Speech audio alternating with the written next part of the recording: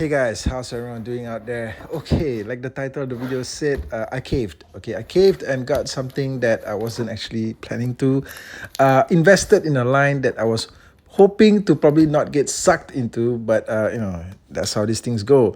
I saw this thing actually at a hobby store locally about 2 weeks ago, and I wasn't expecting it to be there. I thought this thing was like something like an exclusive, but yeah, it was there, a bunch of it, and I was just thinking to myself, should I get it? And then there was this nationwide sale that just took place on the 9th of September. And some of this stuff was going at a slightly discounted rate. And I figured that, you know what, screw it, let's just do it, right? It was just too hard to pass up. Well, they shipped it to me today. And as you can see, this thing is actually in a quite large box. The box is actually put together by a bunch of different cardboards, right? They had to specially create this cardboard package from other boxes just to house this thing. Yeah, let's just get all these edges ripped open. So this thing, yeah, it's something special, definitely. Something that's kind of like a first for this particular line, the Marvel Legends Retro Collection line. And it's just something that it just hit that nostalgic sweet spot. I mean, everything in this line is meant to be nostalgic, but this one just took it like to the next level. That extra level that that makes it impossible for you to just turn it down, right? You see it, and it's just telling you that, look, you know what, this is your time, right, to go in. So yeah, we got this bad boy right here. I don't know just how wide the distribution on this is. I've only seen it at one particular store, the same store that shipped this, and this is it right here. Okay, the Sentinel, this guy right here. Okay, so Marvel's Sentinel. Now, the usual Marvel Legends Retro Collection figures are about slightly less than 4 inches in height. This one's supersized. This one's like 8 inches. And I suppose it's going to be the beginning of, bigger and better things to come. Probably soon we're going to get stuff like, I don't know, Fin Fang Foom, Apocalypse, the giant version of him. Yeah, this is just going to open up the gates. But for right now, I think they're testing it with this one figure first. Now, when I think about the Sentinels in my mind, it's like this is the version, the definitive version of the character for me. It's going back to a time like all the way back even in the 80s and the 90s when these guys were like freaking scary. It's like you watched that first episode of the 90s animated X-Men cartoon, the first episode, The Night of the Sentinels. You got this guy hunting down Jubilee. You felt that she was legitimately in danger. The threat was real. Since then, I kind of feel like the Sentinels have been regarded as something of a joke. I don't know, it's like they're throwaway flunkies to be blown apart that easily. I don't know. But, back then, man, these guys were frightening. That's the way they're supposed to be. This toy kind of reminds me of that. Now, your average Marvel Legends retro figure actually comes with jack shit in terms of accessories. Maybe you get Captain America with his shield, that's about it. But this guy right here comes with a whole bunch of stuff. Okay, that's just adding to the allure of wanting to own him. And you see here that he's got like an alternate blown apart damaged head. This is pretty great. He's got stuff here like a blast effect, an orange blast effect. Okay, pretty nice, not bad. It's great that it's there. Okay. And, the sculpt's pretty all right. Not too bad, simplistic, but it does the job.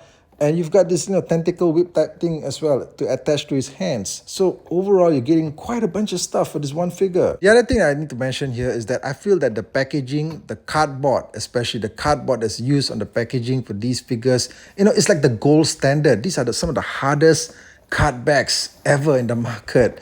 Usually a lot of these figures these days, even from the same company, like Hasbro's other stuff, the card backs are like thin. It's like it's hanging on the packs there and it's bent, it's wavy and all that shit. You pick it up, it bends in your hands. But this one's just right sturdy. It's like premium cardboard. And for the price you're paying, it's actually an amazing deal.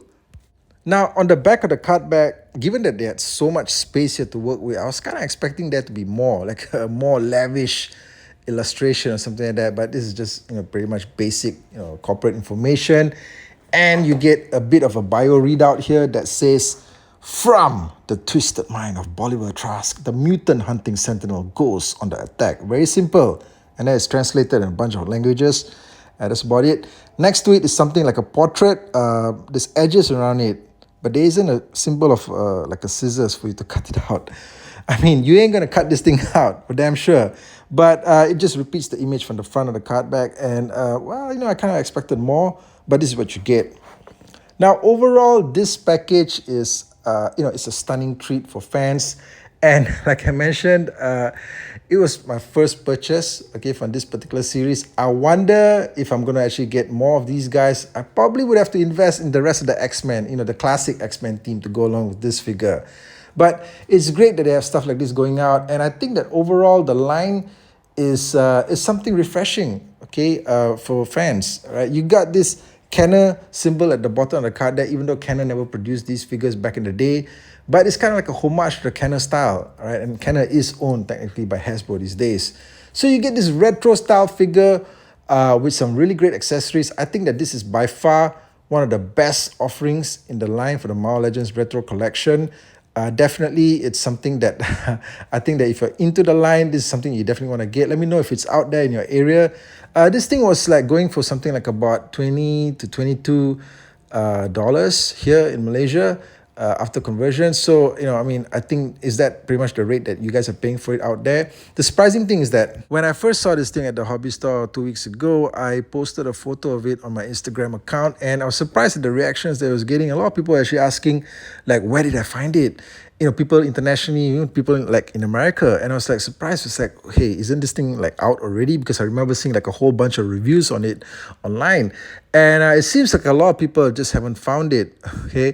So yeah, I hope that anyone who's looking for this thing manages to get hold of it. I don't know if I'm going to open it though.